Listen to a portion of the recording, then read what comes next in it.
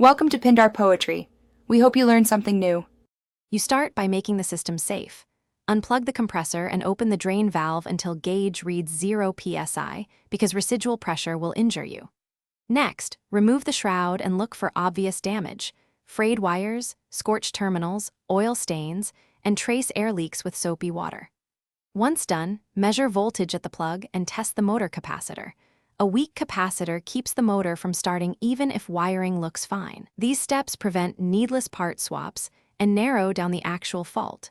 You now tackle the heart of the unit, the motor and pump. Begin by discharging and testing the capacitor. If it fails, swap it with the exact micro F and voltage rating because wrong values stall the motor. Then check winding continuity and the start relay.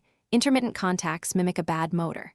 For the pump, remove the head, replace piston rings, valve plates, and gaskets, and refill with the recommended oil. Proper clearances and torque ensure compression and long life. Make sure to clean mating surfaces before reassembly. You finish by putting everything back carefully and testing under controlled conditions.